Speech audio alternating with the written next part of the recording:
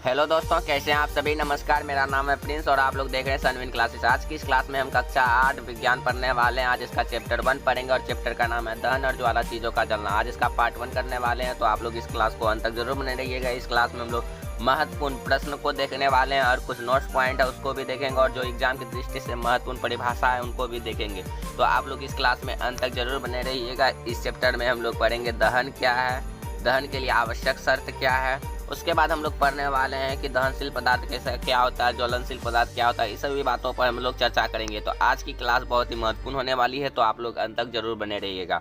तो चलिए दोस्तों, आज का क्लास शुरू करते हैं। तो सबसे पहले हमारे चैप्टर का नाम है दहन और ज्वाला चीज़ों का जलना।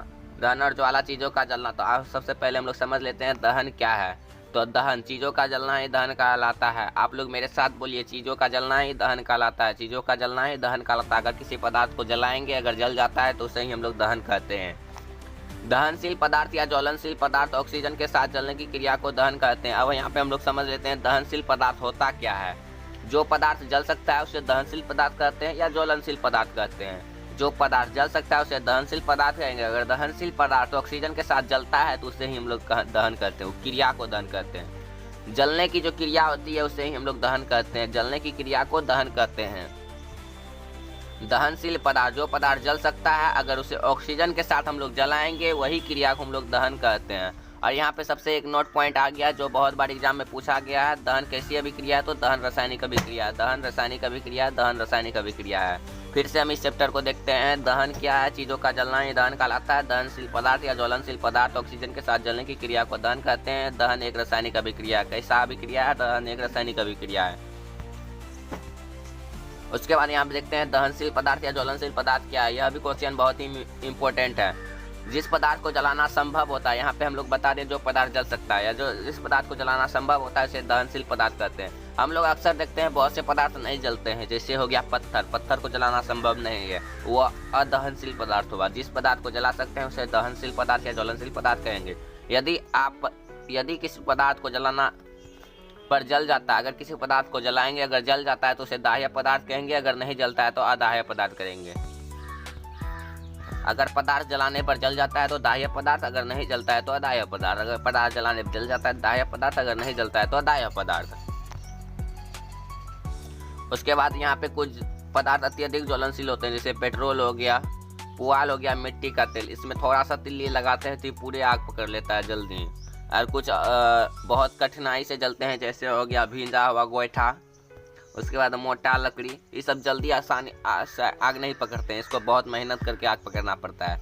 तो चलिए दोस्तों, अब आगे बढ़ते हैं। यहाँ पे एक क्वेश्चन आ गया, ज्वलन ताप क्या है। इस क्वेश्चन को हम BBI कहते हैं क्योंकि यह क्वेश्चन बहुत बार पूछा गया कक्षा 8 में और 10 में भी पूछा जाता है। तो आप लोग इसे देखते रहिएगा। वह न्यूनतम ताप जिस पर पहुँचने के बाद कोई पदार्थ जलना शुरू कर दे तो उसे ही ज्वलन ताप कहते हैं। जो अधिकतम ताप जिस पर पहुंचने के बाद कोई पदार्थ जलना शुरू कर दे तो उसे न्यूनतम ज्वलन ताप कहते हैं। हम आपको इसको आसान भाषा में समझाते हैं। अगर किसी पदार्थ में हम लोग आग लगाएंगे, क्या आग लगाएंगे, और जिस ताप पर वह जलेगा उसी को हम लोग ज्वलन ताप कहते हैं। क्या? उसी को हम लोग ज्वलन ताप कहते हैं। जिस ताप पर कोई पदार्थ जलता है उसे ज्वलन ताप कहते हैं। ज्वलन ताप पदार्थों की प्रकृति पर निर्भर करता है। अगर प्रकृति बनावट, अगर कोई पदार्थ जैसे लकड़ी का बना हुआ है तो वह जल्दी नहीं जलेगा, उसमें भी आग पकड़ता है लेकिन बहुत देर से पकड़ता है। अगर कहीं घर पुआल का बना है तो जल्दी आग पकड़ लेगा।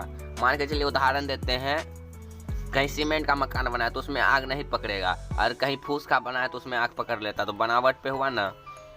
ज्वलन ताप पदार्थों की प्रकृति पर बनावट पर निर्भर करता है। पदार्थ किस प्रकार से जलता है, तो अब हम समझेंगे कोई पदार्थ कैसे जलाता है। हम लोग तो जलाने के लिए, अगर आपसे पूछा जाए जलाने के लिए क्या चाहिए तो आप लोग बोलिएगा माचिस चाहिए, लेकिन बिना माचिस का भी आग पकड़ सकता है। पदार्थ को जलाने के लिए हमें उष्मा की जरूरत होती है, उष्मा या गर्मी की जरूरत होती है, जो हम लोग माचिस से प्राप्त करते हैं या फिर सूर्य से भी प्राप्त कर सकते हैं। किसी पदार्थ को जलाने के लिए उष्मा या गर्मी की जरूरत होती है। जब किसी पदार्थ को गर्म करते हैं तो उसका तापमान बढ़ जाता है, और तापमान एक निश्चित पार कर जाता है तो पदार्थ जलना प्रारंभ कर देता है। इसे हम लोग समझते हैं। जब किसी पदार्थ को हम उष्मा देते हैं तो उसका तापमान बढ़ जाता है, और जब ज्वलन ताप को पार कर जाता है तो जलना प्रारंभ कर देता है। यही 4 पॉइंट है। और किसी पदार्थ को उष्मा देंगे तो तापमान बढ़ेगा, ज्वलन ताप पार करेगा और पदार्थ जलना चालू हो जाएगा। उसके बाद महत्वपूर्ण क्वेश्चन है, दावानल क्या है? तो गर्मियों के मौसम में बहुत अधिक गर्मी पड़ने पर कुछ स्थानों में सूखी घास में आग पकड़ लेते हैं, जिससे पूरा जंगल आग की चपेट में आ जाता है, जिसे दावानल कहते हैं। आप लोग अक्सर सुने होंगे कि जंगल में आग लग गया, तो जंगल में जो आग लगता है उससे ही हम लोग क्या कहते हैं? दावानल कहते हैं। जंगल में आग लगने को ही दावानल कहते हैं। तो जंगल में किस प्रकार से आग लगता है? तो गर्मी के मौसम में बहुत अधिक गर्मी पड़ता है और जहाँ सूखी घास रहता है वहाँ आग पकड़ लेता है, जिससे जंगल में चपेट में आ जाता है, उसे ही दावानल कहते हैं। यहाँ पे दावानल का भीषण चित्र दिया गया है, जो आप लोग देख सकते हैं। जंगल में आग लगा है, इसी को दावानल कहते हैं। गर्मियों के मौसम में जंगल में आग स्वतः पकड़ने को दावानल कहते हैं। गर्मियों के मौसम में जंगल में स्वतः आग पकड़ने को दावानल कहते हैं। अब महत्वपूर्ण बिंदु आ गया है, जिससे ऑब्जेक्टिव बहुत पूछा जाता है। पेट्रोल का ज्वलन ताप केरोसिन के ज्वलन ताप से कम होता है। जो पेट्रोल का ज्वलन ताप होता है वो केरोसिन के ज्वलन ताप से कम होता है। पेट्रोल का ज्वलन ताप केरोसिन के ज्वलन ताप से कम होता है। सफ़ेद फास्फोरस नामक पदार्थ ज्वलन ताप इतना कम होता है कि वह कमरे के ताप पर ही जल जाता है। यहाँ से ऑब्जेक्टिव में पूछा जाएगा कि सबसे ज्वलन ताप कम किसका होता है? तो आप लोग बोलिएगा सफ़ेद फास्फोरस। उसके बाद सफ़ेद फास्फोरस को पानी के अंदर रखा जाता है। कहाँ सफ़ेद फास्फोरस को पानी के अंदर रखा जाता है?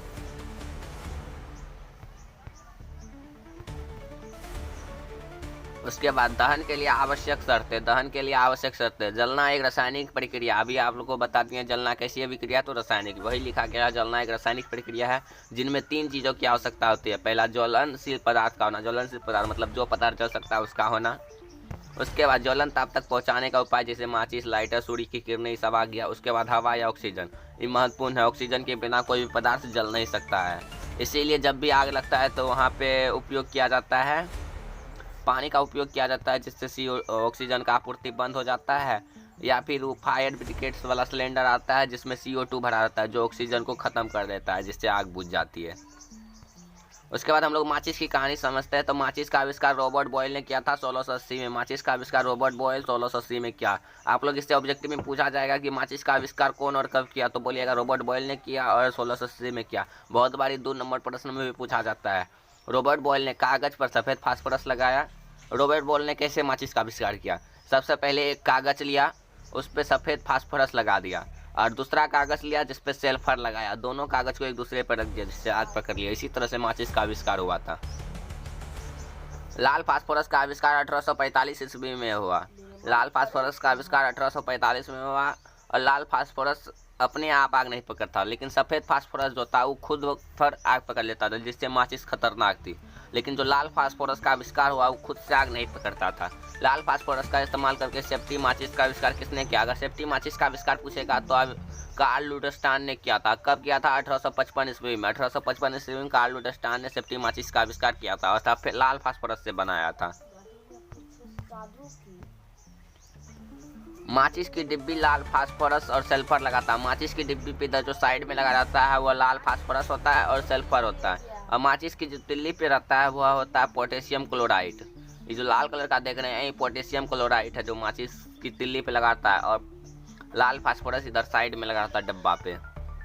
तो चलिए दोस्तों, आज के लिए बस इतना ही। अगर आप लोग को नोट्स चाहिए तो व्हाट्सएप ग्रुप में ज्वाइन हो जाइएगा, जहाँ आपको नोट्स मिल जाएगा, और टेलीग्राम ग्रुप में भी ज्वाइन हो जाएगा। चलिए दोस्तों, आज के लिए बस इतना ही।